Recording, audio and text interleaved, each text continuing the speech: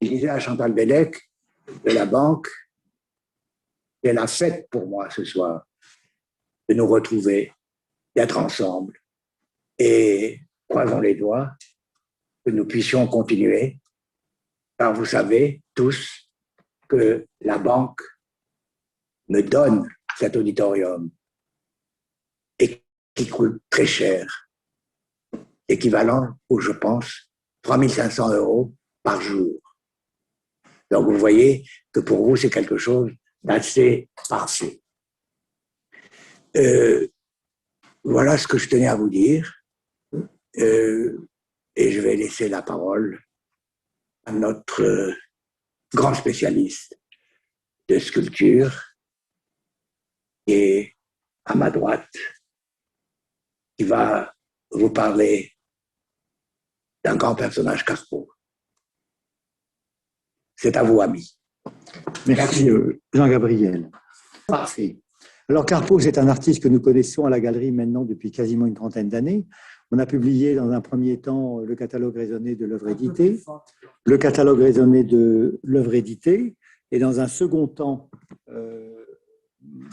mon associé a fait la biographie de Carpeaux. Donc, c'est un artiste sur lequel on a fait beaucoup de recherches. C'est un artiste sur le plan professionnel. On a acquis beaucoup de pièces, et des pièces importantes. Vous allez en voir défiler donc un certain nombre ici. Et finalement, ce qui m'a le plus marqué dans ces quelques dernières années, eh bien, c'est ce que j'appelle la fulgurance de son œuvre. C'est-à-dire que pendant, de la période de 1857 à 1869, il a fourni quasiment l'essentiel de son œuvre. Et là, je vais vous montrer donc une image suivante, si Zoom veut bien fonctionner. Voilà. Camille, ça ne fonctionne pas. Donc, je vais vous montrer une image suivante où vous allez voir cette fulgurance de Carpeaux qui est tout à fait extraordinaire. C'est-à-dire qu'en 12 années, il a produit pas moins qu'un nombre important de pièces emblématiques, c'est-à-dire le pêcheur napolitain de Carpeaux, c'est-à-dire l'Ugolin. Et après, en fait, voilà donc l'image que je voulais vous montrer. Vous avez ici donc un ensemble des pièces les plus importantes de Carpeaux qui ont été faites pendant sa carrière. Et si vous suivez le curseur rouge que je déplace, eh bien à droite, vous avez les pièces iconiques et importantes qu'il a faites pendant cette période de 12 années, 12 ou 13 années, 1857, 1869, 70, avec le pêcheur napolitain, qui est le premier que je pointe donc ici. J'essaie de faire partir à l'écran là. Voilà, le premier deux pêcheurs napolitains. L'Ugolin, 1857-1861, il a voulu être une des pièces les plus iconiques du 19e siècle et une des pièces les plus importantes de la sculpture. Tout ça, donc, c'est quand il est à Rome. C'est sur la période 1845-50, 1857-61. Et dès qu'il a fini Rome, il rentre à Paris. Et on entre à ce moment-là dans la grande carrière du Second Empire. Et dans cette carrière du Second Empire, de 1862 à 1869, il va faire pas moins que les 3 grandes commandes architecturales importantes, qui est pour le Louvre, le triomphe de Flore et la France impériale, la danse pour l'opéra iconique et que tout le monde connaît, la fontaine de l'Observatoire iconique et que tout le monde connaît. Et ce qui m'a interpellé, c'est quand on regarde l'histoire de la sculpture à Paris, la sculpture décorative et architecturale à Paris, on s'aperçoit que les sculptures indépendantes qui sont importantes, vous n'en avez pas tellement. Vous avez la fontaine des Innocents, vous avez la fontaine des 4 saisons de Chardon. Après, comme la royauté est partie à Versailles, c'est Versailles qui a capté finalement toutes les sculptures qui ont été faites. Il faut attendre le 19e siècle. Là, au 19e siècle, vous avez eu, au début du 19e siècle, sous la monarchie de Juillet, vous avez eu une période extraordinairement riche en sculpture, où il y a l'Arc de Triomphe qui a été fait, où il y a les quatre grands frontons qui ont été faits, le Panthéon, la Madeleine, etc., etc. Mais si vous regardez dans ces sculptures, il n'y en a qu'une finalement qui est passée à la postérité, qui est voilée aujourd'hui sur l'Arc de Triomphe, c'est le triomphe des volontaires. Rude donc a fait la sculpture monumentale à Paris qui est la plus importante, avant que Carpeaux fasse après, sur une période de 7 ans, 3 sculptures qui comptent parmi les plus importantes. Et quand je vous dis ça, déjà dans le guide de l'Adolphe Johann de 1870, il parlait de ces 3 sculptures. Il parlait de la fontaine des Innocents, il parlait du Bouchardon, il parlait de la grande réalisation du livre qui était en cours, et il parlait de ces 3 sculptures. Si maintenant on continue après, eh ben on s'aperçoit qu'il n'y en a pas tellement de plus importantes qui en fait ont été faites. Si vous prenez Dalou, il a fait bien sûr la grande fontaine monumentale qui est la place de la Nation. Celle-là, elle est passée complètement à la trappe. On la voit simplement quand il y a des manifestations. Je dirais, elle n'est pas vue, elle n'est pas regardée, il n'y a pas de peu de visites organisées autour d'elle, elle n'est pas trop dans les films non plus. Vous avez ensuite Rodin avec le Balzac, commande qui a été refusée. Vous avez Rodin avec la porte de l'enfer, commande qui n'a pas abouti. Et toutes ces choses-là ont été faites souvent sur des périodes de 10 ans, 15 ans, 20 ans. Donc on s'aperçoit que Carpeaux a été le sculpteur le plus fulgurant en sculpture à son époque, et sur une période extraordinairement. Et bien sûr, ce qu'on pense, c'est qu'il a tellement produit, il a tellement fait de choses, il était tellement actif, qu'il a donc à ce moment-là, il est mort d'un cancer à 47 ans. Alors, le tableau qui est ici, ça va me permettre de vous présenter donc un petit peu Carpeaux. Il est en 3 strates horizontales. Donc, vous avez la première strate, qui est donc la strate du haut, où il y a ce que j'ai marqué à gauche, la famille numéro 1 et les soutiens. Qu'est-ce que ça signifie, la famille numéro 1? Quand Carpeaux était jeune, il y a eu ce qu'on appelle, c'est important pour la suite, c'est pour ça que je vous le dis, il y a eu un esprit d'ascenseur social dans sa famille. Son père, sa mère, la fratrie, etc. Tout le monde voulait que la famille se réussisse. Le père était maçon. Il voulait que son fils soit à ce moment-là sculpteur, ne soit pas forcément sculpteur, mais il soit appareilleur de pierre. C'est-à-dire c'est celui qui installe les pierres dans l'architecture. Donc c'est vraiment quelque chose qui est beaucoup plus abouti. Donc il a poussé son fils. Son fils, après, a fait l'école des Beaux-Arts. Là, la fulgurance s'est arrêtée. Il est rentré à l'école des Beaux-Arts en 1845 dans l'atelier de Rude. Il en est ressorti avec le prix de Rome en 1854, c'est quand même 9 ans plus tard. Donc là, on a pu faire une fulgurance. Il était laborieux. Il n'était pas laborieux, en fait, mais je pense qu'il était très mal. Il n'avait pas le profil particulier, finalement, pour réussir rapidement à l'école des Beaux-Arts. Donc, il a quitté Rome. Il est laborieux aussi pour ce qui est de partir à Rome, parce qu'il ne part pas tout de suite à Rome. Le prix de Rome en 1854, il est arrivé à Rome en 56-57. Il fait une première œuvre ou deux. Alors à Rome, c'est l'excitation totale. Il est dans la vie d'éternel, il est à la Médicis. Et à ce moment-là, la fulgurance arrive. Son deuxième envoi de Rome, c'est le pêcheur napolitain qu'on va étudier tout à l'heure. Et le deuxième pêcheur napolitain, on va voir, il fait mouche, slave. C'est-à-dire, il prend automatiquement l'image. Vous allez voir, il y a d'autres sculptures qui ont été faites par Rude et par Duret dans des sujets similaires. Mais c'est Carpeaux qui finalement a pris l'image avec le pêcheur napolitain. Sculpteur iconique, sculpteur qui s'en. Après, l'ambition de Carpeaux, elle a toujours été démesurée. Il a voulu faire une sculpture, il a voulu étonner le monde avec une grande sculpture, et la sculpture qui a étonné le plus le monde et qui scotchait le plus de monde à Rome, c'était l'Aucune. L'Aucune, découvert par Michel-Ange, première sculpture maniériste de l'histoire de l'art qui a fait changer Michel-Ange. Donc, c'était considéré comme nec plus ultra. Et à ce moment-là, il dit, mais moi, je vais faire un pendant au Laocoon. Vous voyez, donc l'ambition artistique extraordinaire. Il aura des ambitions personnelles, il aura des ambitions de réussite par rapport à ses confrères, mais il a surtout une ambition artistique extraordinaire. Et dans le cas de la Villa Médicis, au moment où normalement un jeune artiste n'a pas de sous, il est arrivé à faire cette grande machine, on va dire qui fait plus de 2 mètres de haut, grandeur nature, et qui, elle, s'est aussi imposée à Rome, un peu moins à Paris, mais à Rome, comme étant une des pièces les plus importantes. 1861-62, il rentre à Paris. On est à Paris à ce moment-là en pleine période de construction, de finition du Louvre, de construction architecturale. Il y a les expositions universelles. Il faut que Paris devienne vraiment une des vitrines du monde. Et à ce moment-là, il est complètement impliqué dans la deuxième campagne de décoration architecturale à Paris, avec le Flore que l'on voit ici, que je vous pointe, donc, que vous connaissez, mais que je vous pointe avec le laser rouge, le Flore, triomphe de Flore 63-66, la danse 63-69, les 4 parties du monde 67-70. Vous voyez, dans le même temps, Schlaf, il mène quasiment, avec d'autres choses en plus, on va voir ça tout à l'heure, il mène quasiment donc ces ces œuvres-là. Si maintenant on se reporte à gauche, il ne s'est pas contenté d'être seulement sculpteur monumental, c'est portraitiste officiel de la famille impériale. Il commence avec la princesse Mathilde, il continue ensuite avec le prince impérial, il ira avec l'impératrice, avec Eugénie, et il terminera après 1870, donc avec le portrait posthume de Napoléon III. Et en plus, il fera toutes les personnalités importantes de la période de Napoléon III. Cette fulgurance, elle se signale aussi par autre chose. Il ne se contente pas de faire toutes ces sculptures monumentales et tout ce que je vous ai montré, il lance l'atelier. Qu'est-ce que c'est que l'atelier? Eh bien, c'est comme Barye, c'est comme Maine, ça va être comme Rodin après. Il se dit, mais mes sculptures, il faut qu'elles aient une diffusion importante.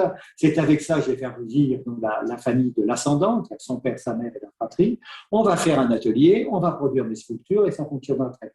Donc, dans cette même période, dès 1863, il commence donc à lancer l'atelier Carpeaux, dont vous avez ici les fameux cachets propriété Carpeaux et les cachets à l'aide. Pourquoi cacher à l'aigle impérial? Eh bien, parce que dans le fond, il a toujours été soutenu par la famille impériale, toujours été soutenu par l'empereur. Il en a toujours une reconnaissance importante, et donc c'est ce qui le motivera. Et après, vous avez un break quand vous arrivez à la Troisième République, c'est-à-dire après la guerre de 1870, après la Commune. Là, on va dire que la création se calme. Carpeaux est en plus des troubles de santé, il n'est pas en très bonne forme. Il va se disputer comme un fou donc, avec sa femme. Il va commencer vraiment à être malade en 73, donc la fin de la carrière est un peu difficile. Et c'est l'atelier, à ce moment-là, qu'il fait vivre, qui va faire vivre dans un premier temps à la fois la première famille, la famille de l'ascendance, et ce qu'on va appeler maintenant la seconde famille, qui est la famille de la descendance, c'est-à-dire sa femme et ses enfants, la famille de la postérité. Donc, il va, avec des périodes, bien sûr, très difficiles entre les deux familles qui sont toujours en opposition. Et donc, vous avez ici, sur ce tableau synthétique, vous avez donc à peu près déjà une première présentation donc, de cette fulgurance de Carpeaux dans la période 1857 et 1869. Tout ce que vous voyez là, notamment les 4 parties du monde qui ont peut-être fini en 1872, en fait, il a trouvé le mouvement définitif avant 1870. Donc là, c'est vraiment quelque chose qui m'a toujours, je dirais, scotché. On arrive au pêcheur napolitain. Donc le pêcheur napolitain, c'est le deuxième envoi de Rome. Le deuxième envoi de Rome, ça devait être un sujet qui était fait grandeur nature. Comme l'Académie était très forte et très présente, il fallait que ce sujet soit dans les Saintes Écritures et dans l'Antiquité. Bien sûr, Carpeaux l'a choisi ici à Naples, il a pris un petit enfant de 12 ans qui était sur une plage. Mais ce qui est assez remarquable pour ça, c'est qu'il a voulu faire un hommage à ces deux professeurs. Les icônes que vous avez à droite, que vous avez ici à droite, c'est le pêcheur à la tortue de Rude, salon de 1831. Et à gauche, vous avez Duret, le danseur de Duret 1833. Rude a été le premier professeur de Carpeaux à l'école des Beaux-Arts. Rude lui a dit, écoutez, ne restez pas dans mon atelier, vous n'aurez jamais le prix de Rome parce que, eh bien, on ne m'aime pas à l'Académie, c'est toujours Duret qui a le prix de Rome. Rentrez donc dans l'atelier de Duret. 1850, il rentre dans l'atelier de Duret. Et là, la fulgurance, elle n'est pas là encore parce que 50, il n'y a pas le prix de Rome, c'est un autre qui l'a. 51, on a décidé que ce n'était pas possible. 52, ça n'a pas fonctionné ou ça a été trop. 53, il n'y a plus de prix de Rome. Et en fait, il a le premier prix de Rome en 1854 avec la sculpture avec Hector et Astagnac, donc qui est au musée de Valenciennes. Et cette sculpture-là, alors c'est pour ça qu'elle m'interpelle aussi, parce que cette sculpture-là, on voit, si on la compare par rapport au pêcheur de tortue de Rude qui est un peu assis, qui est un peu pouf-pouf avec sa tortue qui est dans lui. La tortue, c'est en plus un animal lent. Vous voyez, il n'y a pas tellement de vie dans cette sculpture, même si le marbre est d'un modèle extraordinaire et si elle est très belle. Dans le Duret, c'est aussi une très très belle sculpture. Mais alors Duret, il a un problème. Plutôt, il n'a pas un problème. Il y a un problème avec Duret, c'est que s'il a beau faire de très belles sculptures, elles passent un peu à la trappe. C'est-à-dire qu'on ne les voit pas, on ne les remarque pas. Il n'y a pas la présence. Il arrive que vous avez avec certains sculpteurs. Ça, c'est quelque chose qui est indéfinissable. Mais les sculpteurs qui ont de la présence, leur œuvre s'impose. Et c'est ce qui est arrivé avec Carpeaux. En fait, pourquoi elle s'impose? Parce qu'il a choisi un mouvement intermédiaire. Il n'est ni en train de se lever, il n'est ni debout, ni assis, mais en train de se lever ou de se baisser. Donc, vous avez une hésitation sur le mouvement C'est exactement ce que les néoclassiques appelaient la grâce. Vous avez une sorte de grâce, donc pêcheur napolitain. Vous avez en plus un mouvement extraordinaire. Vous avez les jambes sur la gauche, les bras sur la droite, la tête qui revient sur la gauche. Donc, vous avez toute une richesse de position qui est extraordinaire, qui entraîne l'apparition d'une musculature et des muscles. Donc, tout ça, au lieu d'avoir une surface lisse, eh bien, on a comme toute une tapisserie de muscles qui est représentée sur le corps. Et finalement, bref, la sculpture a une présence extraordinaire. Elle a un succès à Rome, elle est envoyée au salon, c'est un des succès au salon. Rothschild veut acheter le plâtre, mais à l'époque, quand on achetait un plâtre, il dit à Carpo, jeune homme, je vous achète le plâtre, mais ce sera en toute propriété. Carpo qui voulait produire ses œuvres, il y a bien des pétitions chez Rothschild.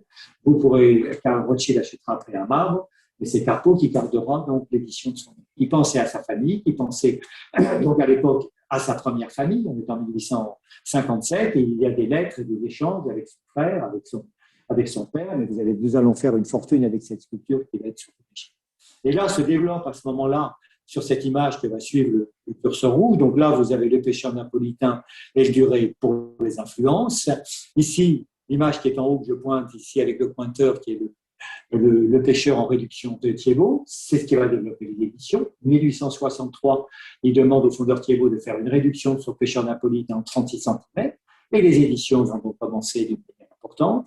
Deuxième chose dans les éditions, ce qui est classique depuis Barye, c'est le pendant. Qu'est-ce que c'est que le pendant?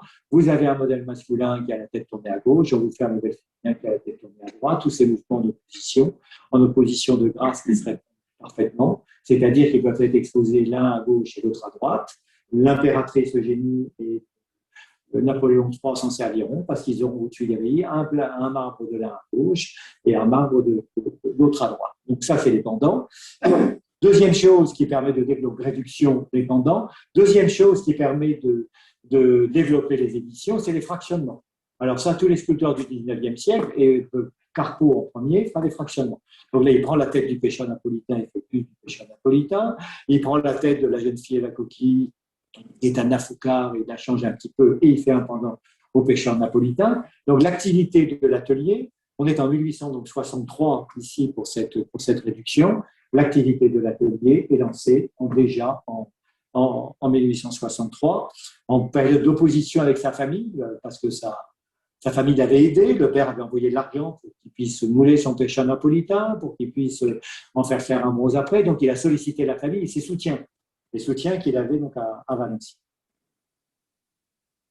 Et maintenant, on arrive à l'œuvre absolue, un opéra absolata, qui est l'Ugolin. L'Ugolin, donc là nous sommes à Rome en 1857, et le pêcheur napolitain est un succès, l'ambition commence à devenir très forte, il s'est échauffé la tête, et c'est le premier désir, c'est de faire un chef-d'œuvre qui étonne le monde, et la seule chose à ce moment-là, c'est de se mesurer au Laocoon, qui était considéré comme aussi une des plus belles chefs-d'œuvre de l'art. Il y avait 4 sculptures de l'Antiquité qui comptaient, l'Apollon du Belvédère, le torse qui était, je crois, au Vatican, la Vénus Médicis et le Laocoon. C'était les 4 sculpteurs. D'ailleurs, Napoléon ne s'y est pas trompé, le gouvernement révolutionnaire ne s'y est pas trompé, parce qu'ils les ont fait venir à Paris en 1790, 1797, 1799, et c'est le général Bonaparte qui s'est occupé du transport des 1815 après, Canova, grand sculpteur néoclassique s'il en est, les a fait bien sûr retourner donc à Rome. Donc voilà pour un petit aparté sur le Laocoon. Et alors, le Laocoon, c'est l'histoire de Nantes, je ne vais pas vous la raconter. L'histoire de Nantes, vous l'avez sur Internet, vous devez la connaître. Grosso modo, c'est Ugolin, le personnage principal, le comte Ugolin, qui est enfermé dans la forteresse de Pise par l'archevêque. Il est enfermé avec ses enfants. Vous avez la diagonale des enfants qui est ici. Vous avez les petits-enfants, vous avez la diagonale des petits-enfants qui est ici, condamnés à mourir de faim. Et là, Carpo a choisi de représenter la scène où l'enfant qui est ici, qui lui parle, lui dit « Mais père, c'est toi qui nous as donné la vie. Nous n'avons plus d'argent, nous n'avons plus rien. Maintenant, tu peux nous enlever, mange-nous. » Bien sûr, il n'est pas question qu'il mange ses enfants, mais il se prenait les mains de douleur, si vous voulez, devant cette situation dramatique.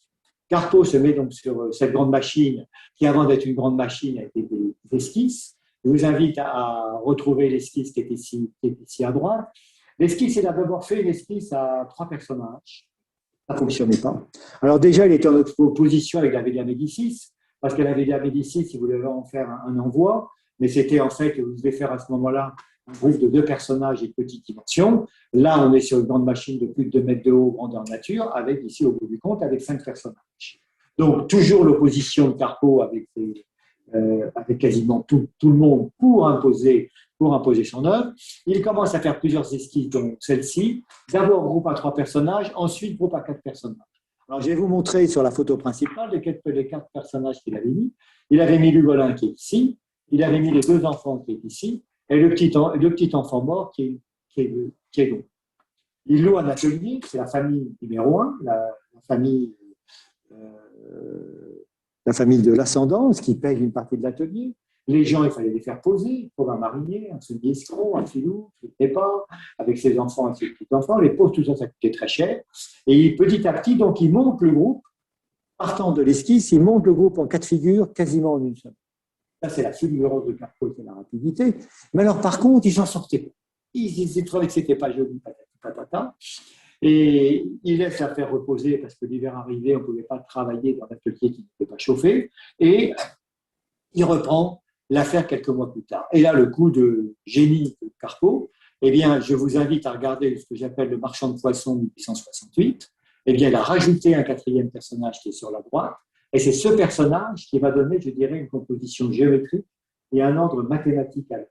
L'ordre mathématique, vous l'avez tout à fait simplement avec la médiane verticale qui partage l'Ugolin donc en 2, et après ce que j'appelle la diagonale des enfants et des petits-enfants, la diagonale des enfants qui est là, en X, et la diagonale des petits-enfants qui est là avec un ordre. Ce qui fait que quand vous regardez la pièce, une pièce qui pourrait être assez confuse, et à 4 personnages, elle était confuse parce qu'on n'avait pas la symétrie. Le fait d'avoir ajouté le 5e personnage, c'est la symétrie qui est venue, c'est la lecture facile de la pièce qui est venue, et à ce moment-là, il a trouvé son sujet qu'il a exposé à Rome et qui a eu donc un sujet extraordinaire. Alors, il s'est servi, bien sûr, les peintures sont très souvent à l'origine des inspirations, et c'est ici le désespéré entraîné par les vices du jugement dernier, donc qu'il a impressionné et qu'il a marqué.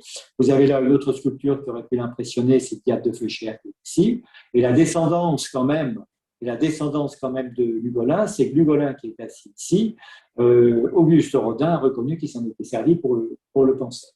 C'est une sculpture qui plaît. On ne peut pas faire grand-chose après parce qu'elle est tellement aboutie et tellement parfaite, mais par contre, ça a été une sculpture qui a été admirée partout et qui est toujours admirée par tous les sculpteurs. Alors, elle est romantique, mais la composition mathématique et la construction mathématique lui enlève finalement un certain romantisme, puisque vous avez un ordre. Votre œil suit ce qui se passe et comprend ce qui se passe. Si vous regardez l'Ugolin que Rodin a fait, c'est le chaos. L'Ugolin est là sur ses enfants plus ou moins morts et on ne sait pas trop ce qui se passe. Et vous avez vraiment une vraie désespérance. Là, vous avez moins de désespérance. Et j'étais sensible à ce problème avec Barye, parce que Barye, quand il fait des scènes romantiques très difficiles, elles sont tellement construites, tellement géométriquement, mathématiquement presque faites, que finalement, il arrive à redonner, je dirais, une confiance dans la scène romantique. Donc voilà pour ce que je voulais vous dire, mais il y a quelque chose qui m'a aussi interpellé, c'est qu'il se trouve que j'ai la grande chance d'avoir à la maison une épreuve de Ugolin qui est rarissime parce qu'on ne la voit pas. Quand Rothschild, il a voulu vendre la pièce à Rothschild lui a dit « mais pourquoi voulez-vous que je vous l'achète » On va dire que j'ai fait mourir mes petits-enfants faim, donc on ne voulait pas en faire l'acquisition. Donc finalement, c'est une sculpture qui n'a eu aucun succès. Aujourd'hui, c'est un succès fou. Quand elle apparaît sur le marché, la dernière avait 400 000 €, quand même, c'est pas si mal, pour un bon de 50 cm de haut, mais elle n'avait donc aucun succès. Et là, eh bien, je vous ai mis en face Michel-Ange, la bataille du Cassinat, qui est un ensemble d'une vingtaine de personnages, tous des positions différentes, tous des positions originales. Ils sont tous en train de sortir de l'eau parce qu'il y a l'armée ennemie qui va attaquer en face. Et je me suis amusé, mais je l'ai fait finalement assez vite. En la regardant et en comparant, j'ai surligné en vert le personnage qui est ici. Je vous invite à regarder le fils d'Ugolin qui est sur les genoux de son père. Je vous invite à regarder celui qui est ici, qui est le fils d'Ugolin, celui qui dit à son père, Père, mange-nous, etc., tu as le droit de vie sur nous. Et bien là, on n'est pas loin de notre Ugolin qui arrive de face. Ici, vous avez l'enfant mort, Gadio, vous l'avez ici, vous le retrouvez là. Le dos, c'est le dos du Golin. Donc, on voit finalement toute la composition. Alors, j'ai mis vert de l'espérance, peut-être c'est ça. Mais on voit finalement, plus je regarde le carton de Cassina, et plus je trouve que l'Ugolin, ben, il est là en substance. Surtout quand je termine avec les mains. Les mains de la personne qui est en train de sortir de l'eau, il ne se noie pas. C'est un guerrier qui est en train de se baigner pour se délasser, qui sort de l'eau pour aller au combat, donc qui est en face. C'est les mains qui sont là, si vous voulez. Eh ben, vous avez les mains de l'Ugolin qui prennent tellement d'importance, qui sont démesurées par rapport à la sculpture et qui montrent qu'elles sont presque une œuvre à part. Donc voilà, ça m'a amusé de montrer ça, et ça renforce d'ailleurs le côté construit de cette pièce, comme d'ailleurs le carton de Cassina est construit. Michel-Ange, tout était construit, réfléchi. Là, vous avez les 20 personnages, vous devriez avoir le carreau, vous n'avez pas le carreau. Hein. Chaque fois qu'il y a une feuille, il y a un personnage qui arrive dans une position différente, et ça, c'est cette manière d'occuper l'espace, c'est les grands arts. Voilà donc, pêcheur napolitain Ugolin. Là, on est donc en 1857-1861. Son activité à Rome est terminée. Il rentre à Paris. Là, l'accueil n'est pas terrible parce que Carpeaux était caractériel. Il ne faisait jamais comme tout le monde. En plus, il parlait mal, il bafouillait, bégayait. Il ne bégayait pas, mais on comprenait mal. Ce qui fait qu'il passait mal dans les salons. Il passait mal dans les réunions. Donc, il se trouve n'avoir pas un succès en général extraordinaire. Mais la fulgurance arrive là, et là j'ai à prendre ma feuille parce que la fulgurance elle est tellement extraordinaire. Elle arrive, si vous voulez, pour moi avec le pavillon. Alors je vous ai présenté à titre didactique donc, le pavillon de flore que vous connaissez par cœur, en faisant passer le laser sur le rez-de-chaussée, il n'y a rien du tout. Ici, vous avez comme une tapisserie de pierre, vous avez comme une marqueterie de pierre, une tapisserie qui est assez délicate. Ici, c'est la même chose, c'est assez délicat. Et là, à l'endroit où je vous pointe en rouge, c'est bien sûr le triomphe de Flore. Vous avez une profondeur extraordinaire et un poids, une énergie. L'œil a tendance à se porter là, et l'énergie se porte encore plus haut ici avec ces deux pièces que vous voyez sur cet écran-là. C'est ce qui a fait dire d'ailleurs à certains artistes quand le Louvre a été fait, ils ont dit, c'était Préau. Préau a dit, il y a trop de monde au balcon. Où les artistes n'aimaient pas beaucoup. Et Barré était le premier à ne pas aimer tout ça. Je dirais que vous avez des chefs-d'œuvre de la sculpture qui doivent être à 20 ou 25 mètres de haut. Donc là, vous avez donc la France impériale que l'on connaît bien, avec l'aigle impérial qui est ici. Le génie de Carpeaux, soit dit en passant, si vous regardez tous les autres attiques du Louvre, le génie de Carpeaux, c'est d'avoir mis les ailes derrière les têtes de l'agriculture et derrière les têtes de la science, ce qui fait qu'elles se détachent sur un fond et elles sont très fortes. Et là, vous avez donc le triomphe de Flore. Alors là, je reviens là, je vais vous lire tout simplement ce qui est arrivé à Carpeaux dans cette année. Alors, 15 avril 1863, Lefeuille, qui était l'architecte du Louvre, lui commande un fronton orné de 3 figures et d'une frise de 6 enfants. Vous voyez, les commandes étaient très larges. Là, on laissait a priori frise de 3 figures et frise de 6 enfants, il en a fait 4. Et donc, c'est la commande du 15 avril 1860. Le 19 avril 1860, 4 jours après, Jean-Baptiste Carpeaux a accepté. Le 25 novembre, Lefeuille vient aux nouvelles, dépêchez-vous, j'ai pas eu le projet, patati patata.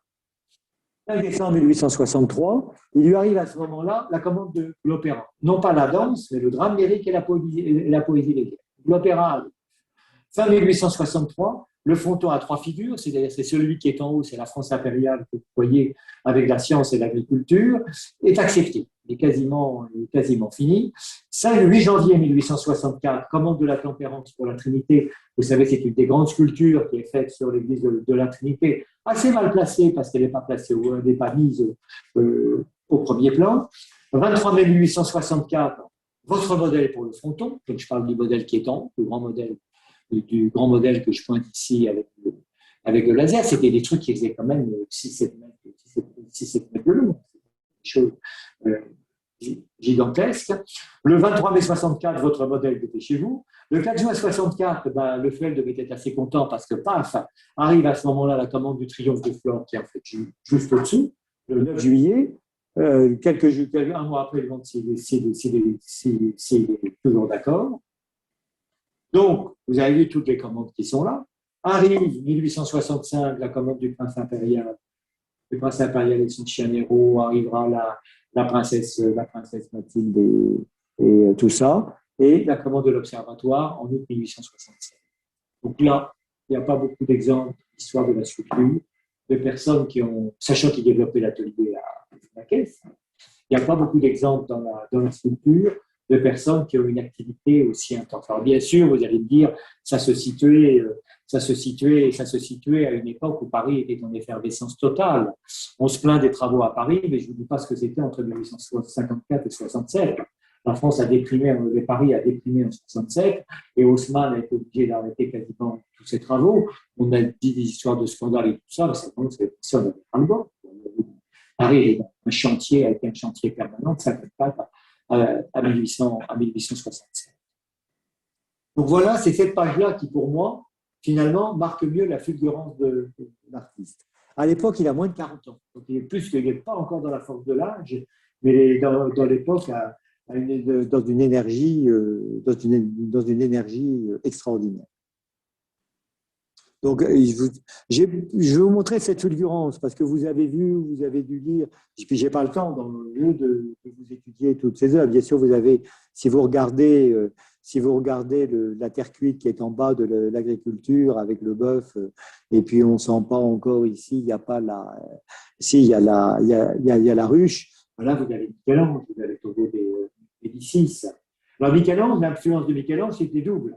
Elle était surtout par la peinture, surtout par la fresque du jugement dernier, avec ce fameux répertoire de carton de Cassina, et elle est intervenue par la sculpture beaucoup plus tard. C'est ce qui est assez étonnant. Vous voyez que l'Ugolin et Carpeaux a été influencé par la fresque du jugement dernier, par un sujet de la fresque du jugement dernier.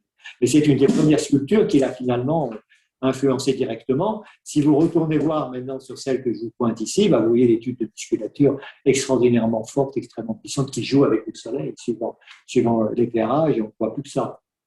Et ça, la sculpture déborde complètement de l'architecture. Maintenant, on arrive à la commande du prince impérial, donc là on est en 1865. J'ai passé assez vite sur cette commande. 1864, vous voyez, quand il était dans toutes les commandes, il est professeur de dessin donc, du prince. En 1865, il a la commande. Et les deux, que ce soit le buste commandé par l'impératrice ou que ce soit le prince et son chien Nero commandé par l'empereur, les deux sont situés et datés Tuileries, Pâques 1865. Donc, ça a été vite fait, ça n'a pas passé 3 ans, 4 ans. Je vous renvoie à ce moment-là au portrait de Clémenceau par Rodin qui n'a pas fini. Il a dû mettre une dizaine d'années, Clémenceau n'était pas content. Parfois, c'était super long. Là, ça s'est fait en un temps record et tout le monde a été content. L'impératrice a été très contente du plus quand il est apparu. Et pour le prince et son chien Nero, c'est assez exceptionnel parce que là, il a évité le poncif. Il l'a fait d'abord donc en costume du jour, en costume bourgeois, donc Napoléon III rassuré, mais surtout la trouvaille qui n'avait pas été faite, donc c'est dans sa main de Velasquez. La trouvaille, c'est mettre le chien Nero. Le chien Nero qui est le chien de l'empereur, à la fois symbole de fidélité, à la fois symbole de la continuité, et c'est lui qui donne une assise, en fait. C'est le bras posé sur le chien Nero qui représente la fidélité, la longévité, le chien du père, c'est lui qui est l'équivalent de l'étendard qu'aurait présenté, si vous voulez, d'autres sculpteurs, ou du portrait militaire qui aurait été fait quand on représentait les jeunes princes en lieutenant général du royaume. Et le génie, en fait, il a été. Et ce qui fait que c'est carrément génial, c'est que tout de suite, il y a eu l'adhésion complète, non seulement des gens qui aimaient Napoléon III, non seulement des gens qui aimaient la sculpture de Carpeaux, mais c'est une sculpture qui dépasse son cadre, de commande. Et là, ce qui est extraordinaire, normalement, dans une commande, vous avez un cahier des charges. Là, on a l'impression qu'il a complètement échappé au cahier des charges. Et à côté, donc, je vous ai présenté un buste du prince impérial. Et là, je vais aller très rapidement, mais c'est pour vous dire que là, nous avons la preuve du mécanisme de création de Carpeaux quand il a fait cette pièce. Vous avez le buste du prince, vous avez fait en fait en 2 parties. Si vous regardez ici en haut, ce que je vous souligne, vous avez une partie de jonction qui est soulignée par la ligne rouge, qui est ici au niveau du cou. La tête a été remise après. Quand Carpeaux a modelé le prince impérial, il a modelé d'abord la tête. Et c'est pareil, les sculpteurs faisaient ça en général, ils modelaient la tête. Et ensuite, il a fait venir un petit garçon qu'il a habillé avec des habits d'empereur, à peu près similaires, et il a fait à ce moment-là le modelage du buste de lui-même. Et là, il y a la jonction des deux à faire. Et la jonction des deux à faire, personne d'autre ne peut la faire que l'artiste. Parce que c'est lui qui lui a donné le maintien de la vie. Et en fait, si j'ai eu les deux, bien sûr, et dans des grandes tailles, le buste du prince impérial, il a la tête plus levée parce que c'est un buste. La statue du prince impérial, on voit de plus haut, vous remarquez bien qu'il a la tête moins levée, la tête il garde un petit peu plus sur le côté et vers le bas. Tout ça, c'est des subtilités, c'est de l'observation d'artistes. Et les artistes, Carpeaux était particulièrement génial à ça. Je vous pointe ici le bouton et la couture, enfin, je ne sais plus comment ça s'appelle, la partie du bouton qui est là. Mais quand c'est pas trop original, quand je l'ai regardé, je me dis, c'est pas possible que ces subtilités. Quand le bouton ici tire sur la bille, mais ça tire exactement comme ça. L'artiste a observé. Un artiste est un observateur. Un observateur fini, que ce soit Rodin, que ce soit Carpeaux, que ce soit Barye. Quand on scanne une sculpture, on s'aperçoit que vraiment, il a observé. C'est ça le grand art. Il arrive il arrive à la fois à simplifier pour les choses qu'il peut simplifier, et il va garder par contre tous les détails pour les choses pour lesquelles il peut garder les détails. La fulgurance, alors là, elle continue ici. Et là, vous avez, alors là, c'est très intéressant, parce que ça va permettre d'aborder le problème de la sculpture architecture et de la sculpture décor. Ce tableau-là, on va le prendre de gauche à droite, de droite à gauche. Donc, vous vous mettez en bas sur le départ des volontaires. Pourquoi le départ des volontaires? Je vous ai dit que Carpeaux a été l'élève de Rude. Il a vu le départ des volontaires sur l'Arc de Triomphe, mais surtout, il a vu le modèle en plâtre qui a servi à faire l'Arc de Triomphe dans l'atelier de Carpeaux. Il est aujourd'hui au musée de Dijon. Il l'a vu pendant toute son étude. Pendant toutes ses études. Et ce qu'il y a de génial dans le parcours des volontaires, c'est que Rude a appliqué un peu ce qu'on a vu sur le carton de Cassina. Et il a appliqué une règle qui est très bonne, c'est de remplir l'espace sans mettre trop de choses. Et chaque personnage représente quelque chose de précis et il a soit un habit ou soit une position différente des autres personnages. Et c'est ce qui se passe effectivement si vous regardez à l'Arc de Triomphe, quand l'emballement de Christo sera enlevé, vous vous apercevez, on ne le voit pas trop sur l'image, mais vous avez des personnages nus, des personnages habillés. Quand il y a trop de personnages de face, on vous montre un dos. Quand il y a un personnage de face, on vous montre une chose de 3/4. Et vous avez le génie inspirateur qui part horizontalement, c'est ça. La danse, c'est la transposition de ce que nous a fait. La transposition verticale. Qu'est-ce qu'il a fait donc avec la danse? Qu'est-ce qu'il a fait? Bon, il y a je vais pouvoir le déplacer comme ça. Voilà, génial. Qu'est-ce qu'il a fait avec la danse? Vous avez les 6 bacchantes qui sont là. Vous avez une bacchante qui est un peu de dos, une bacchante qui est un peu de profil, il y a un peu de profil habillé, déshabillé. Vous avez un masque derrière. Vous avez toute une ligne des têtes avec un diable derrière qui est en bas-relief. Ensuite, vous avez toute une étude de mouvement de danse et dans la partie qui est en bas, qui fait complètement sens, vous avez l'amour à la folie, celui qui mène le jeu et qui va insuffler l'énergie au génie de la danse qui est au-dessus. Vous avez une étude des mouvements qui sont absolument parfaites. Et Carpeaux est arrivé donc à donner une vie à ce modèle en appliquant des règles de construction. Voilà. Là, n'allez pas croire que ça a été fait en 2 temps et en 3 mouvements. Tout ça, ça a été réfléchi. Et il a vu beaucoup, il l'a dit d'ailleurs, il a été donc parfaitement aidé par le départ des volontaires. Après, vous savez l'histoire, le 25 juillet 1869, il y a le scandale de la tache d'encre sur la bacchante au laurier, c'est-à-dire sur celle qui est ici. Il arrive à la faire partir, mais ça fait un tel scandale que l'administration impériale dit à l'empereur et à l'impératrice, écoutez, ça me paraît difficile de faire l'inauguration comme ça. Le groupe de M. Carpeaux est superbe, on ne peut pas le garder, il faut le faire enlever. À ce moment-là, Garnier commande en 2 temps et en 3 mouvements un groupe de la danse qui est ici au sculpteur Charles Bonnet, qui l'a fait, qui doit nous la faire en 3-4 ans. Elle était prête à installer. Vous avez la guerre franco-allemande, vous avez la Commune, la Troisième République arrive, on avait tellement de choses à s'occuper finalement. La danse, pour le bonheur de tous, est restée en place. Tout ça, ça m'amène maintenant à l'image qui est ici, où vous voyez c'est une maquette en fait de l'opéra qui n'est pas une maquette exacte puisqu'il y a il y a les marches qui sont en fait ici. C'est une maquette de l'opéra de Carpeaux qui situe très très bien ce qui se passe entre la sculpture décor et la sculpture architecture. Quand Garnier a passé sa commande à ses sculpteurs, et voilà, vous avez au-dessus, nous avons ici, ça s'appelle un ordre colossal, les deux grandes colonnes sont colossales. Nous avons ici un ordre colossal. Maintenant, ça serait gentil de faire des sculptures qui vont accompagner cet ordre colossal. C'est-à-dire que vous faites un génie inspirateur en face, le génie inspirateur au milieu, qui va dans le creux des deux colonnes, et vous faites deux personnages après qui vont soit accompagner les colonnes, annoncer les colonnes, ou suivre ou terminer les colonnes. Les trois autres sculpteurs qui ont fait les trois autres sculptures de l'opéra se sont tous inscrits dans cette là, ce qui fait que vous avez des modèles relativement étroits. Notre Gumri qu'on voit ici, vous avez le calcaire sur le musée d'Angers, qui est encore il est magnifique et complètement, c'est le poncif académique le plus parfait. Et donc, il est là traité comme ça. Et qu'est-ce que nous a fait Carpeaux? Il s'est foutu du tiers comme du quart de ce que lui a dit Garnier, le groupe à 3 personnages. Il nous a fait un groupe à 6 personnages, 7 personnages, 8 personnages, sans salguer. Et il a fait quelque chose, on voit bien sur la maquette, qui déborde complètement de notre prévu. Ce qui fait que ça flingue à ce moment-là toutes les autres. Toutes les autres qui sont déjà des poncifs académiques, sont flinguées automatiquement par la danse de Carpeaux. Alors maintenant, je vais être quand même pondéré, je vais être beaucoup plus mesuré, parce que si on regarde le cahier des charges que Carpeaux avait donné à ses sculpteurs, il avait dit à Carpeaux notamment, quand il lui avait donné censé lui donner la sculpture que je vous montre à gauche, qui est le drame lyrique et la comédie légère. Le drame lyrique et la comédie légère, c'est celui qui a été fait effectivement par Perrault qui est ici. Donc Carpeaux, quand il a commencé à faire le drame lyrique et la comédie légère, qu'est-ce qu'il nous a fait? Vous avez le drame lyrique qui est ici, il tient son chapeau.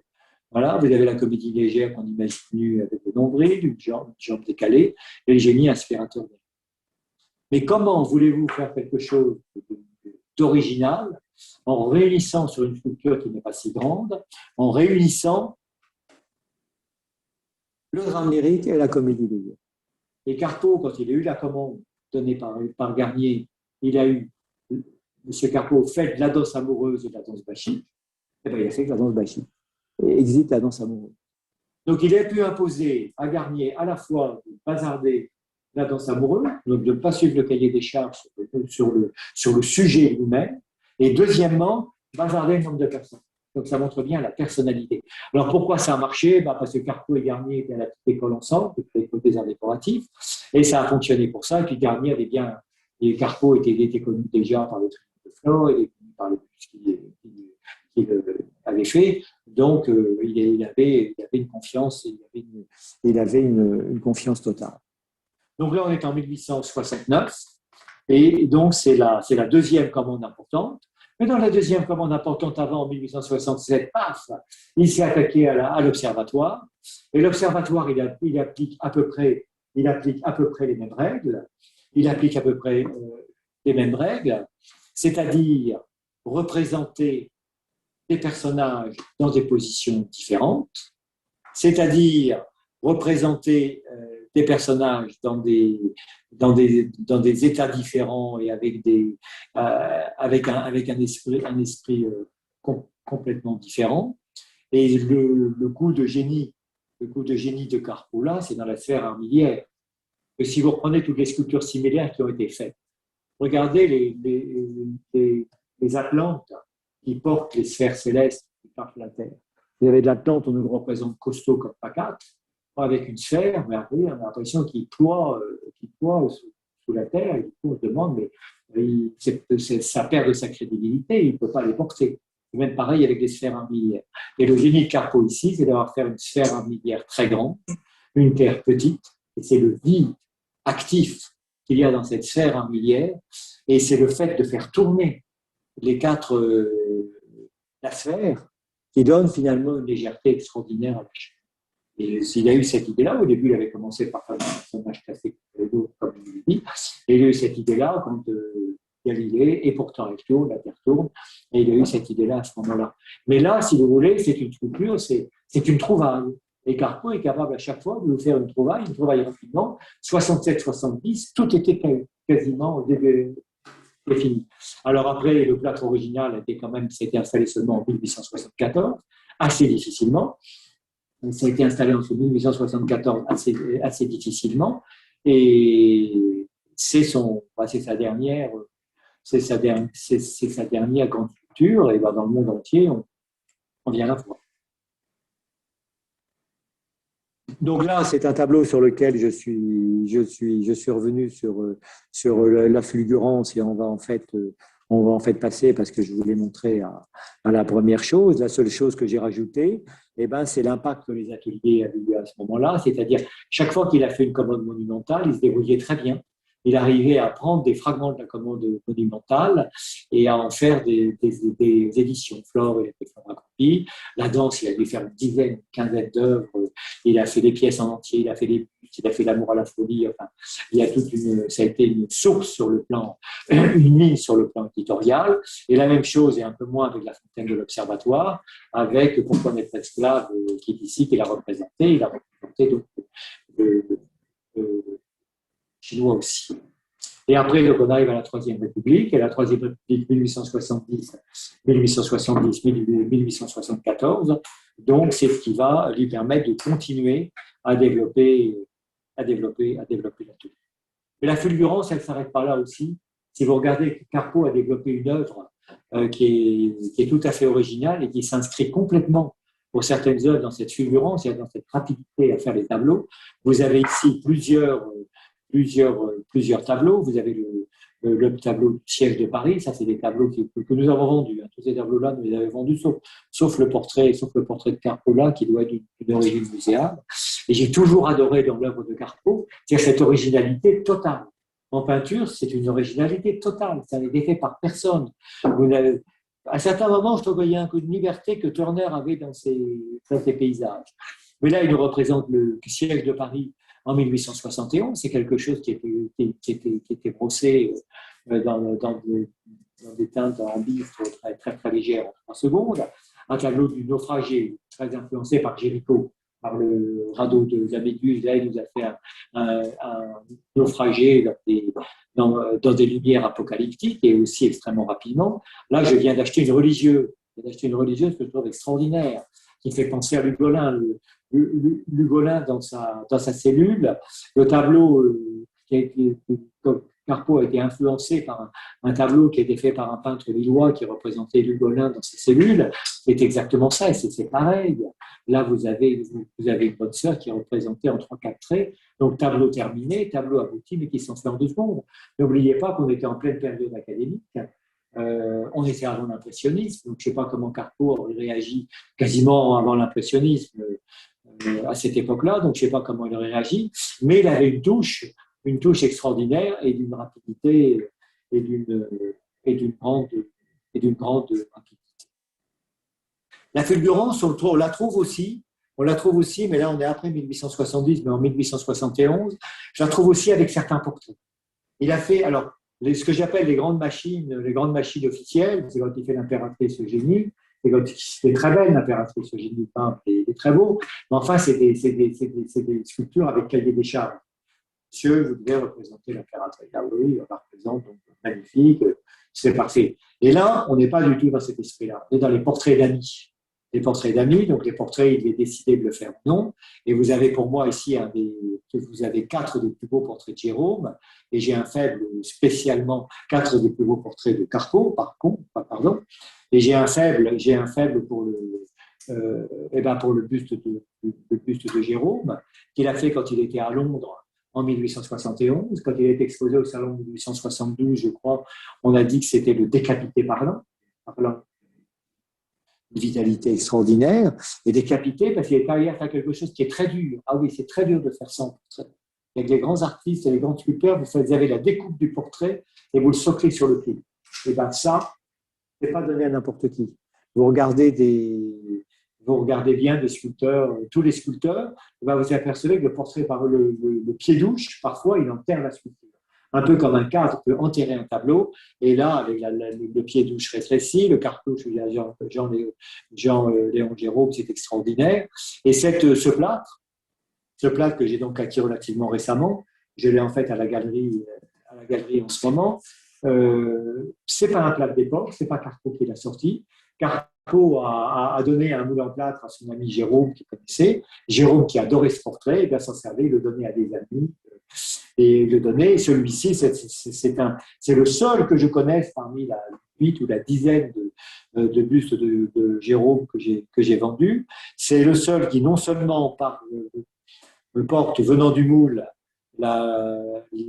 l'envoi que l'on lit assez difficilement, mais c'est en italien, Al Sommo Pittore Jérôme, J.B. Carpeaux, London 61.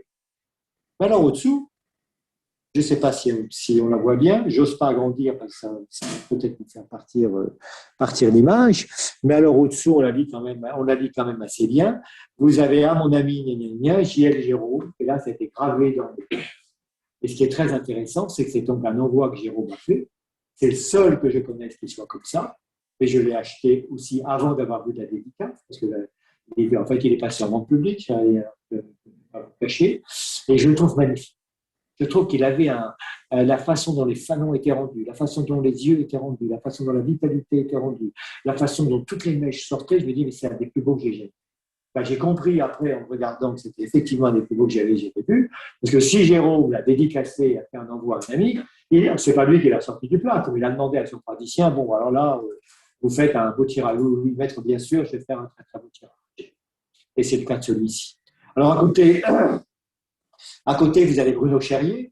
Bruno Cherrier, qui est un de ses amis qui l'a parfaitement fait. Alexandre Dumas, chez qui il était donc dans la propriété appui. Et Charles Gounod, qui l'a fait dans ses grands portraits. Donc là, on est vraiment dans les grands portraits. Le prince impérial, il est très beau, mais il n'a pas pu le rendre avec Attendri. C'était quand même un portrait. Il fallait une certaine réserve.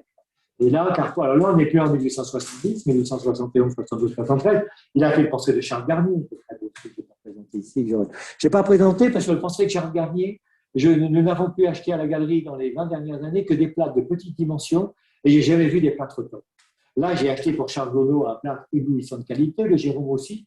Donc, nous aimons à la galerie acheter des choses, je dirais, qui nous scotchent un peu au niveau de la qualité.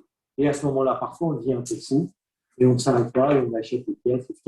C'est ce qui m'a enthousiasmé avec le plâtre de Jérôme qui est ici. Maintenant, je vais passer sur cette image. Non, pardon, je ne vais pas passer sur cette image. Je vais revenir sur cette image. Voilà. Et très rapidement, donc je vous ai parlé du travail de Carpeaux. Il y a l'atelier Carpeaux pour la production des bronzes. Là, je ne vais pas vous détailler les bronzes, vous savez, c'est la seule chose que je voulais vous montrer, c'est que j'ai photographié là, au Rijksmuseum à Amsterdam, le même sujet fait par un sculpteur. Et ici, vous avez la même sculpture faite par Carpeaux. Et bien là, vous avez la différence entre quelque chose d'anecdotique qui n'a pas un grand maintien. Et avec Carpeaux, il a parlé de la jeune fille fière avec la jambe, donc de la jeune fille avec la jambe fière.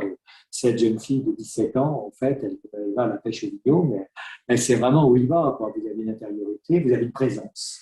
L'autre, vous avez la gentille décoration. Elle a son petit enfant dans les bras, elle a un beau tissu. Donc, la production des bronzes, la production des terres cuites. Donc, les terres cuites de l'atelier produit des terres cuites. Donc, la première famille et la deuxième famille. La première famille au début. Et après, c'est la deuxième famille qui prendra donc la production des terres cuites, avec la particularité que pour toutes les terres cuites d'époque, et j'arrive là donc sur la date 1874, eh bien, c'est qu'il porte la date. Il porte la date donc sur les terres cuites d'époque. Et la dernière chose, ce ne sont pas des terres cuites, ce sont des plâtres. Carpeaux n'a pas édité ces plâtres, n'a pas produit ces plâtres. Mais la famille de la postérité, c'est-à-dire la femme et les filles, ont à ce moment-là produit quelques plâtres qui sont des plâtres documentaires, ou alors sur des plâtres originaux, elles ont apposé à ce moment-là le cachet de la propriété Carpeaux et elles les ont installées et produites donc dans les ventes Carpeaux 1894, 1913, 1927. Et donc là, ça vous montre un petit peu, si vous voulez, la production et la fulgurance de Carpeaux. Là, ici, je ne vais pas vous le montrer parce que tout est prévu pour une autre intervention et je crois que nous sommes arrivés à terme. Et si vous avez des questions à me poser, c'est avec grand plaisir que je les répondrai. Monsieur, s'il vous plaît, où était situé l'atelier de Carpeaux? Alors, l'atelier de Carpeaux, dans un premier temps, il a été rue du Faubourg-Saint-Honoré, 232 rue du Faubourg-Saint-Honoré. Il a eu plusieurs ateliers, d'ailleurs, quand il faisait des sculptures aussi, mais l'atelier de production, il était 232 rue du Faubourg-Saint-Honoré. Il y a des cachets avec l'adresse de la rue du Faubourg-Saint-Honoré. Et après, ça a été Auteuil, c'est 68 rue Boileau à Auteuil, je crois. Enfin, c'est marqué d'ailleurs sur ces cachets de circuit. Il était à Auteuil, donc c'est sur les boulevards extérieurs. Et on le voit toujours donc, sur les boulevards extérieurs. L'atelier que vous voyez aujourd'hui sur les boulevards extérieurs n'est pas celui de Carpeaux, parce que celui que vous voyez aujourd'hui, il a été construit post-mortem par la famille, mais l'atelier était donc situé au même endroit, et c'était là où il produisait ses terres cuites, c'était là où il finissait les bronzes, c'était là où les marbres étaient produits, donc toute l'activité de l'atelier était à ce moment-là, à cet endroit-là, très actif, actif à partir vraiment de 1868, quand il s'est installé là, 1868-1872. En 1872, il achète des fours. Et ces fours lui permettent de produire toutes ses terres cuites chez lui. Donc l'activité s'est développée beaucoup en 1872, 1875. Là, entre la première famille de l'ascendance, les deux, ils se partageaient un petit peu l'atelier de la seconde famille. Dès Carpeaux meurt, là, c'est terminé. C'est Amélie Carpeaux qui, à ce moment-là, récupère complètement l'atelier. Et l'atelier, ça, toutes les exploitations seront posthumes, faites par la famille dite de la postérité, donc il y a la femme, les filles et les enfants, qui produiront dans cet atelier-là jusqu'au début du XXe siècle. Merci. Et l'atelier a été très, très actif. Ça a été un atelier. Alors, ce qui est amusant, c'est que par rapport à d'autres, il n'a pas donné un éditeur. Il a toujours voulu garder l'édition des pièces nouvelles. Il y a pour Sèvres qu'il a travaillé, donc il a travaillé un peu avec Sèvres, mais c'est des héritiers surtout qui ont travaillé avec Sèvres après. Mais il n'a pas voulu donner donc des pièces à des éditeurs, et je crois que ça aurait été bien parce qu'il n'aurait jamais été satisfait. Alors par contre, il trouvait que Barbedienne était un très bon fondeur. Ils étaient marres parfois dans l'atelier Barbedienne. C'était Barbedienne qui lui prêtait les marques personnellement qui étaient à l'atelier Barbedienne dans les années sous le Second Empire. Et il a demandé à Barbedienne, écoutez, est-ce que vous ne pourriez pas fonder pour moi? Barbedienne lui dit que vous êtes un peu ennuyeux, moi je fais des choses que je vous dis, oui, je ne vais pas les éditer, mais néanmoins, il a accepté de travailler pour Carpeaux, et c'est lui qui a fait des patines sur beaucoup de bronzes qui ont caché propriété Carpeaux. Il y a des grandes danses d'1 mètre, je reconnais les patines que Barbedienne a faites. Parce que c'était très dur de patiner un grand bronze de Carpeaux qui en fait est lisse. Et ces patineurs ne savaient pas trop le faire. La ciselure, la ciselure c'est plus facile. C'est beaucoup plus difficile de trouver un bon patineur. Donc c'était Barbedienne qui faisait certaines des patines donc de l'atelier Carpeaux. Alors après, en édition de marbre, il a eu un marbrier qui s'appelle Meignier, et c'est Meignier qui a lancé toute la production des marbres. Alors les terres cuites, grosso modo, c'était fait pour les gens qui n'avaient pas de sous, moins de sous, c'était 100-150 francs. Les bronzes, on arrivait à 350, 400, et les marbres, c'était beaucoup plus cher, c'était à 3000 francs. Donc, alors il y a des marbres qui ont été faits par l'atelier, et puis après, il y a des marbres qui ont été faits à titre posthume, toujours par les héritiers, et puis après, la maison Sud, quand elle a signé le contrat, des contrats d'édition avec la famille, donc a aussi produit des marbres. Il n'y a pas beaucoup de soucis. Je vois, on est en train on fait un site d'expertise. En marge de notre site Univers du Bronze, on est en train de créer un site d'expertise parce qu'on est de plus en plus souvent sollicité. Et il se trouve que comme la galerie a finalement une antériorité, les gens nous font assez confiance. Donc, on est en train de faire ce site d'expertise et je fais toutes les fiches, un petit résumé des problèmes éditoriaux qu'il peut avoir avec les artistes. Avec Carpeaux, il n'y en a quasiment pas. Il n'y en a quasiment pas parce que les fonds de propriété Carpeaux, elles sont quand même dures à faire. Il y a des contrefaçons avec les terres cuites. Les terres cuites, ils ne sont pas fatigués. Ils ont pris une terre cuite de 50 cm, ils l'ont moulée et ils ont sorti une terre cuite qui fait terre crue, qui fait donc 50 cm. Mais Jean-Gabriel Père, qui est derrière moi, sait très bien que quand on met une terre au four, elle réduit. Et donc la terre fait 47 ou 46 cm. Donc à ce moment-là, à l'œil, il voit la dimension, je le repère tout de suite. Donc, c'est assez facile à repérer. En bronze, il n'y a pas tellement de contrefaçon. Ce que j'ai vu, par contre, beaucoup, c'est des originaux en cire ou des originaux en plâtre, qui avait été fait au moment où Carpeaux était très cher et très recherché, donc au tournant du siècle, et ben, qui n'avait pas mon adhésion complète, et qui, quand il passe en vente publique, et ben, ça fait des prix intermédiaires. Alors, il y a quand même le petit cartouche Carpeaux, il y a quand même l'original de Carpeaux, on n'est pas loin de Carpeaux, et François Fabius avait la même impression. Et en fait, Madame Carpeaux était sculptrice, et Clément, monsieur son mari aussi.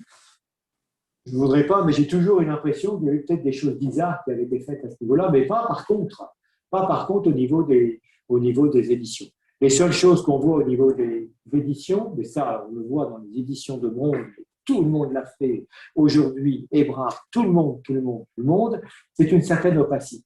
Et en 2 mots, vous allez voir l'opacité d'une simplicité évidente. C'est de son vivant, quand les terres cuites étaient produites par l'atelier, 72, 73, 74, à la suite de la signature, vous avez gravé dans la terre crue, donc on le voit très bien, la date de 1864, mise au stylet. Et après la mort? On en connaît plusieurs, 1876, ça m'amuse beaucoup. Carpeaux, bon, 75, J.B. Carpeaux, 1865.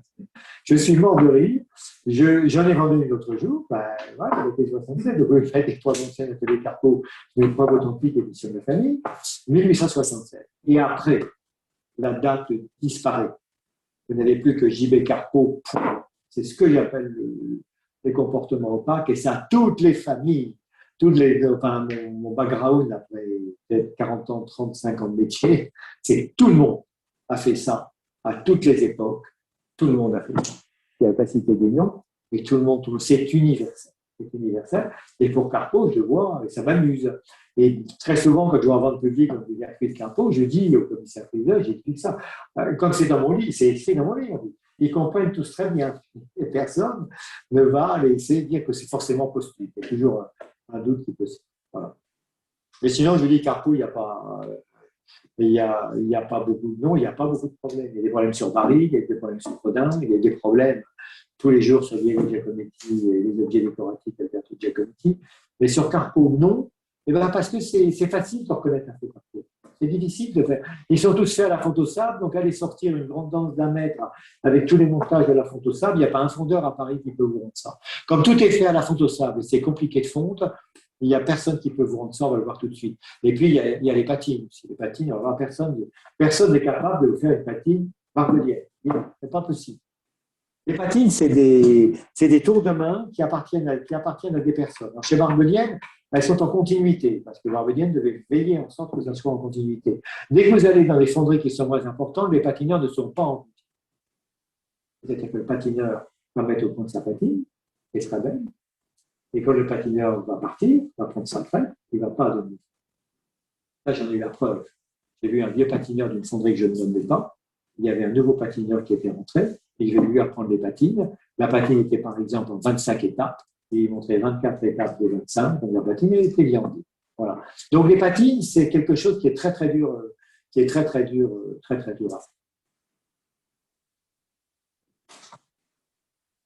Alors après, oui, après un certain temps, c'est clair que nous, une patine Carpeaux faite par Barbedienne, on ne peut pas se tromper.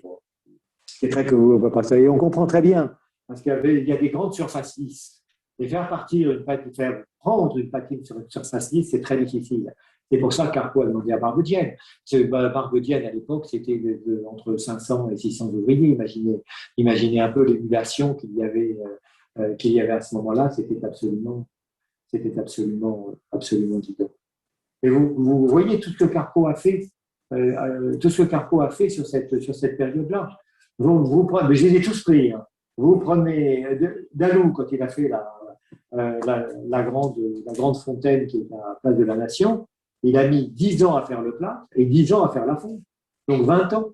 Ça a été commencé en 1879-80. Et c'était bon pour l'exposition universelle de 1900. Il a mis 20 ans à la faire, le beau, 20 ans de travail.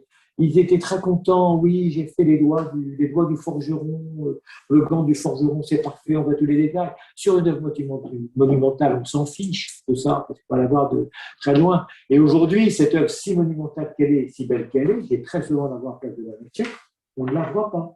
Elle fait partie de ces œuvres qui disparaissent et qui n'ont pas une présence réelle. Et ça, on ne sait pas pourquoi. Ça, c'est le génie monumental. Et Carpeaux a ce génie monumental, Bourdelle avait génie monumental, et par contre, c'est pas moi qui le dis, je me souviens dans une des premières interventions à laquelle j'ai assisté de Catherine Chevillot, elle a dit Rodin n'est pas monumental. Elle qui dit, on a fait quoi? Qui a fait des tas de choses. Et elle a raison, elle avait complètement raison, parce que si vous regardez La Porte de l'Enfer, c'est tout sauf un monument. La Porte de l'Enfer, qu'est-ce que c'est?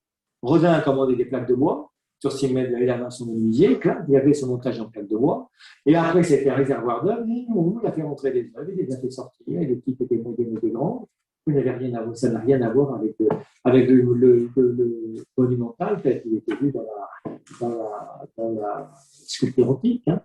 C'est pas la même chose du tout. Et ça, il y a des sculpteurs qui comprennent bien le monumental et d'autres qui comprennent moins le monumental. Vous savez comment vous les reconnaissez? Eh bien, c'est que les sculptures, vous les voyez de loin et parfaitement, et d'autres, vous ne les voyez pas. Bartholdi construit le monumental très bien. C'est le colossal, bien sûr, mais le lion de Bartholdi qui est sur à d'Enfer Rochemont, alors, on le voit parce qu'il est arrivé à faire en sorte qu'il fait plus grand qu'il ne l'est en réalité. C'est ça le monument. Et Barré, avec le génie du monumental, parce que je vous mettrai un petit cerf de Barry de 10 cm sur 15 au bout de la table, vous le verriez.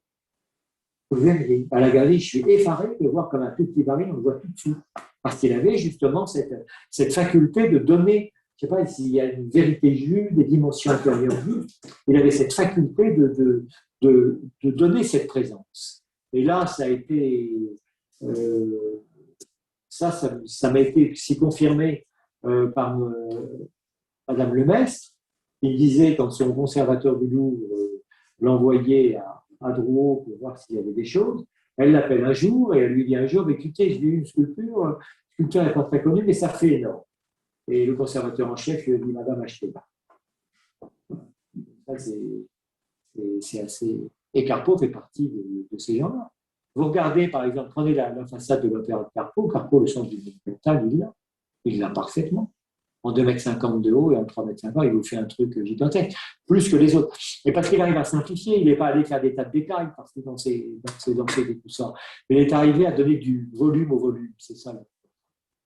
Et dans Lugolin, vous voyez toute la musculature qu'il a représentée sur Lugolin, vous avez les lignes de Lugolin, vous voyez, il ne fallait pas se planter sur 5 personnages, il ne fallait pas se planter.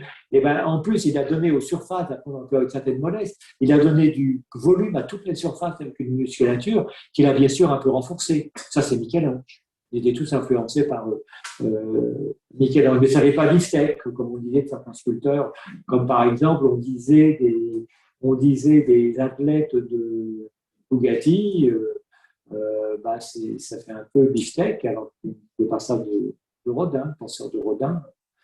Tous les muscles, vous avez les creux et les bosses, tout est effectivement très très bien rendu, mais on ne disait pas ça.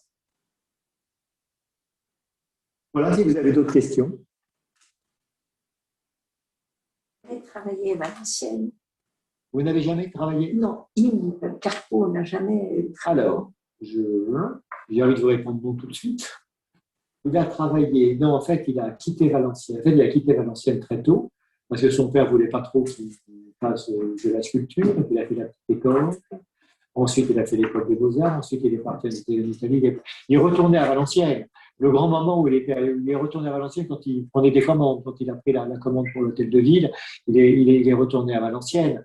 Le seul souvenir que j'ai vraiment de l'arrivée de Carpeaux à Valenciennes, c'est quand il est arrivé avec le prix de Rome. Là, vous n'imaginez pas, mais c'est comme si c'était Tessine Papé qui est arrivé à Valenciennes. C'était une fête de fou. Quand un sculpteur de province arrivé à Valenciennes et ayant eu le prix de Rome, c'était un truc de fou. Il y avait une fête pendant 3 jours. Le sculpteur était adulé. Il était devant le. Et je crois qu'on a fait beaucoup déjà. On a beaucoup dépassé. Donc, voilà. Si vous avez d'autres questions. Merci Alain.